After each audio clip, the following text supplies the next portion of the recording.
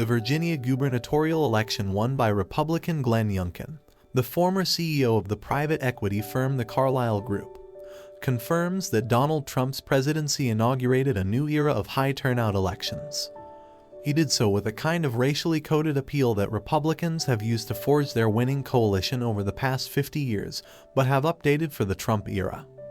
The issue of the teaching of critical race theory, a post-civil rights era legal theory that racism is systemic in American law and institutions, in public schools provided an ambiguous enough target to mobilize the rural Trump base to go to the polls while overlapping the issue with other education-related anxieties for persuadable suburban voters. In Virginia, the critical race theory issue did not focus on the teaching of actual critical race theory, which is almost exclusively taught in universities and law schools.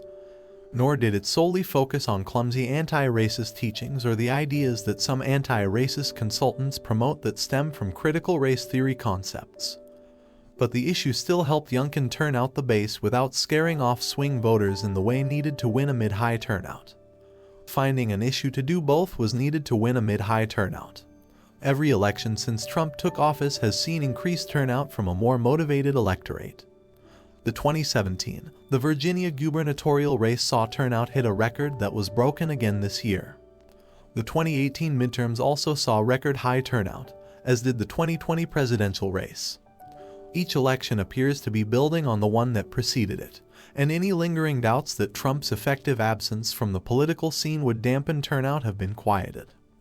Though high turnout was once thought to confer an advantage to Democrats, with their base of support among lower propensity voters, Trump's mobilization of the electorate, on both sides, means that Republicans remain as competitive in a world of high turnout as they were when voter numbers dropped precipitously, as they has in elections prior to Trump's election.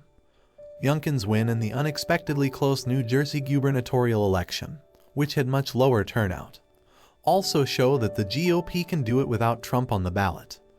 The main effect of Trump's two presidential election campaigns has been radical polarization along lines of educational attainment.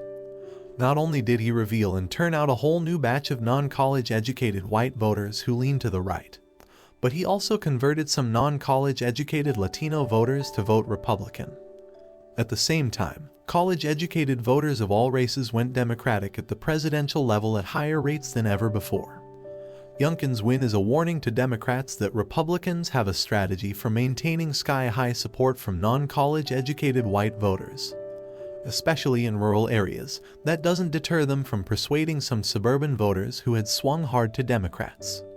This augurs very poorly for Democrats in next year's midterm elections unless the party finds a way to turn President Joe Biden's low poll numbers around and mobilize their base.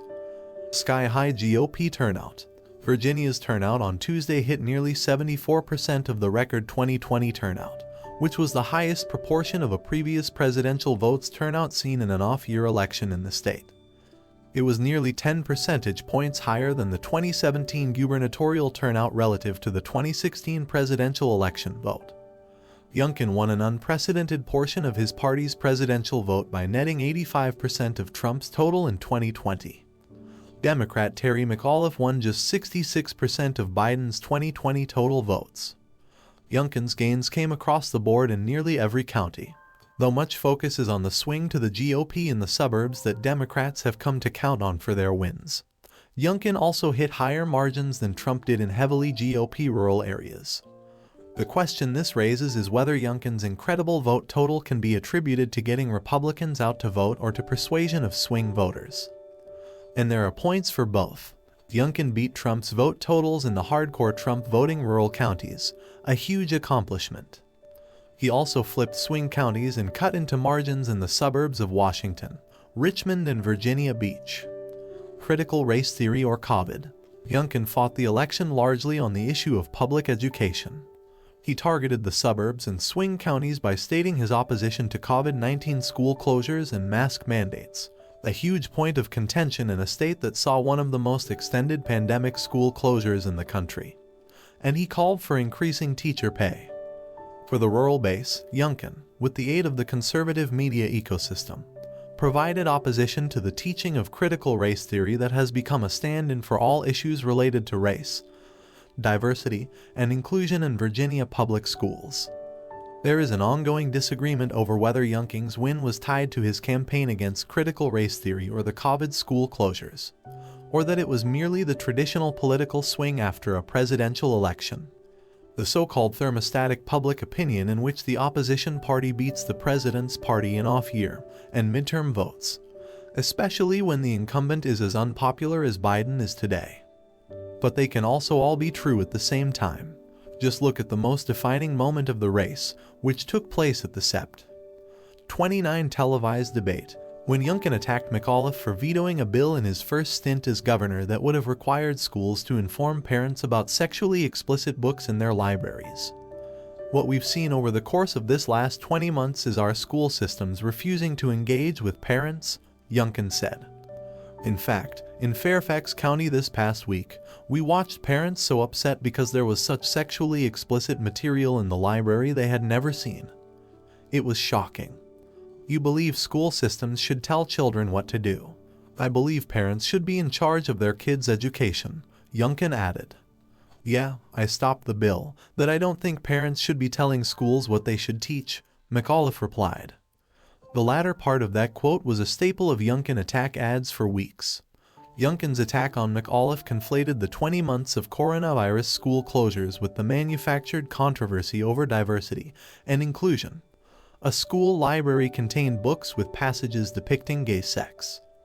In doing so, he turned McAuliffe's defense of public school teachers and the LGBTQ community into a dismissive remark about parents being angry that Virginia kept schools closed longer than almost every other state in the country. In this way, Youngkin's turning of critical race theory into a framework for a broad-based critique served the purpose it was meant for when it was constructed in a conservative think tank lab. Chris Rufo, a fellow at the conservative Manhattan Institute, began the campaign to attack critical race theory by highlighting materials used in corporate and government-issued diversity, equity, and inclusion manuals and trainings. It's not as though there was no controversy over these issues prior to Rufo's intervention, but he explicitly concatenated them into a political strategy. He created a political category label that could become a master signifier, as the writer John Gantz called it, to encompass all anxiety about social efforts, no matter the content, directed toward diversity and inclusion, particularly around race, but also around gender and sexuality. We have successfully frozen their brand, critical race theory, into the public conversation and are steadily driving up negative perceptions. Rufo wrote in March, "We will eventually turn it toxic, as we put all of the various cultural insanities under that brand category."